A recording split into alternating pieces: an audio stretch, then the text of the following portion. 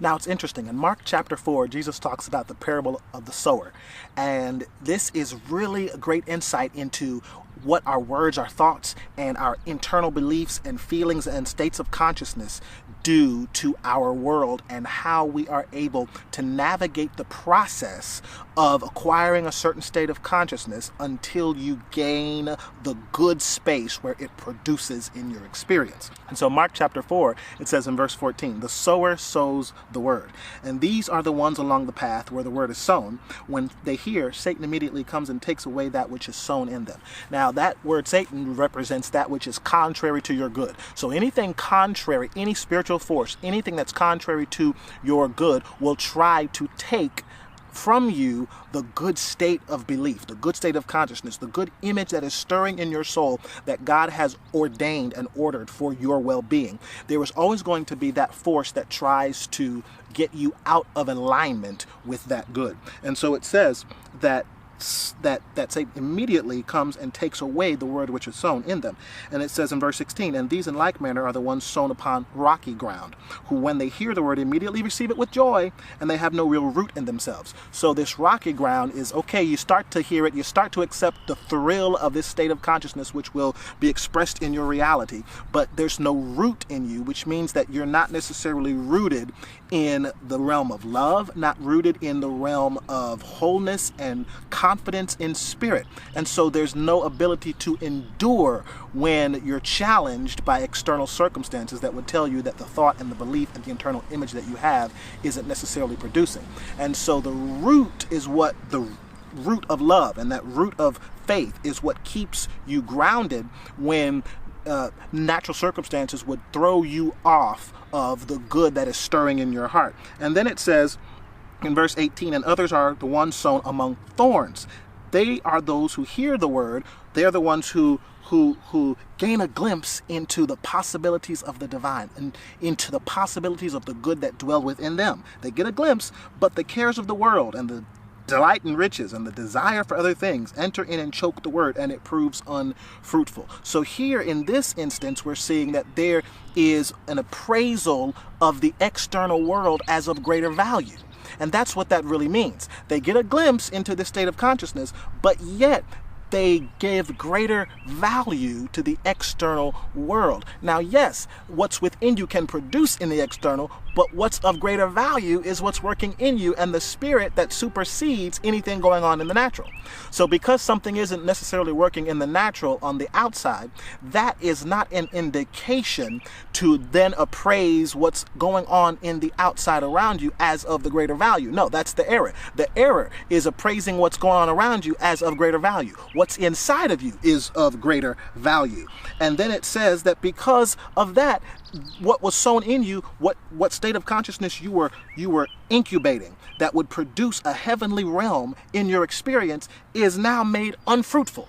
It's unfruitful because these other things crept in and choked that wonderful heavenly environment of visualizing and speaking and affirming. That state of consciousness that the word created is made to be unfruitful because there was a greater appraisal of what was going on around you as opposed to the eternal source within you. These things require persistence. These things require faith. These things require a sticking to what Spirit has released within you and making that the final authority. What Spirit has released in you is always in alignment with that heavenly word that we lift from Scripture and that we lift from the truth of our essence, which is the great I am. The I am is with you and the I am is in you. I love what Reverend Ike said. The great and infamous Reverend Ike would say that what you add to I am, you become. And what you add to I am is added unto you. Where we are all constantly adding something to the I am reality of the presence and the nature of God within us, even if we don't know that's what we're doing. But so many times we're adding negative things to the I am. I am sick. I am sad. I am depressed. I am broke. I am stop yourself. And in fact, I found myself doing that today. When I was adding something negative to the I am, I had to stop myself midway and say, wait a minute. I am whole. I am happy. I am pleased with those in my environment. And you have to redirect the energy, because sometimes we'll be reactive, but in spirit we're able to be proactive. And you have to redirect your energy. Somebody say, I have to redirect my energy. But if you look in that verse 20 of Mark 4, Jesus says, but those that were sown upon the good soil are the ones who hear the word and accept it and bear fruit 30-fold and 60-fold and 100-fold. Notice that they hear it and they accept it. In other words, it becomes the final authority. And this represents the stages that we have to go through. When you're incubating a state of consciousness to manifest, because that's what the word does. The primordial essence of word is logos. It's the primordial substance of which all things are created from. And God said, and it was. And God said, and God saw. And so that's the primordial substance of the universe. It's divine word, and divine word has deposited in it a state of consciousness, or an internal image, or a clarified desire, or a picture of a state that is to become manifested. And so the word carries with it, just like a seed deposited in the earth carries with it instructions to reproduce after its kind, the word carries within it the state of consciousness and the energy and substantial spirit substance to cause it to become manifested reality. And so this is part of manifestation. This is how we begin to manifest. We understand that there are stages that we have to go through when it comes to manifestation. That word, that state of consciousness, that internal image is deposited, but it has to go through sometimes the path, and then the rocky ground, and then the thorns to sometimes get to the good soil. But if you get to the good soil, it's because you've endured. You've endured the rocks, you've endured the thorns, you've endured the path, where the path being trampled by the world mind of negativity, by the world mind of fear, by the world mind of insufficiency. You've got to endure the traffic and the thorns and the rocks of backbiters and people who don't want to see you do well. You've got to endure naysayers. You've got to endure those things, because the prize is reserved for those who endure unto the end.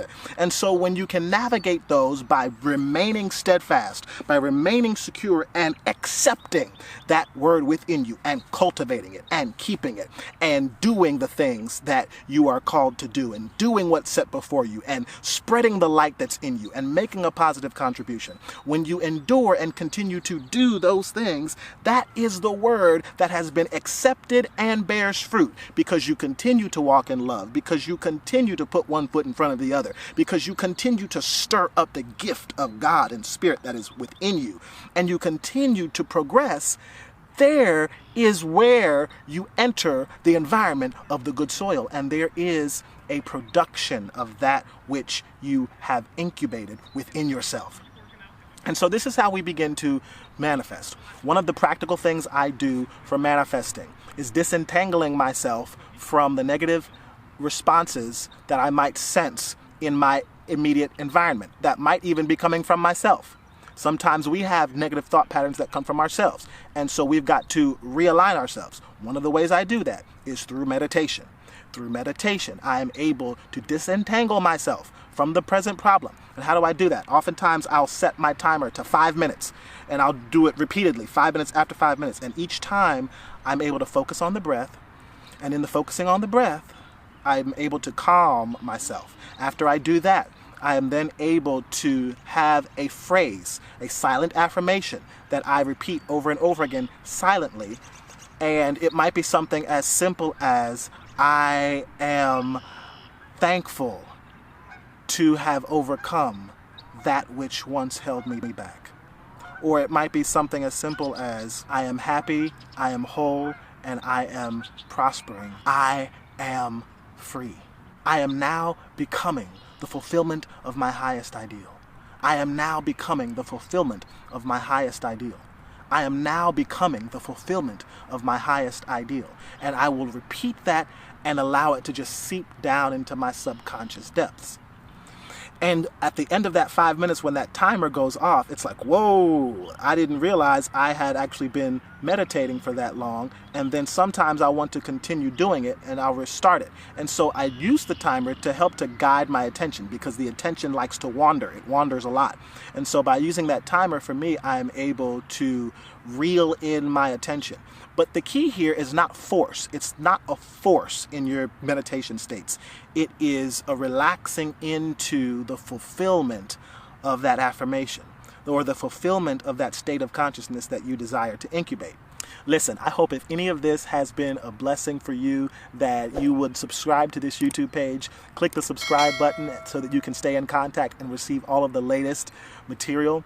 I also invite you to go to jasonpowell.faith and give me your name and your email. If you already have, thank you. And for those of you who would like to be a part of this in an ongoing way, you may. I would love to stay connected with you. I hope you've been blessed by this today. Bye-bye.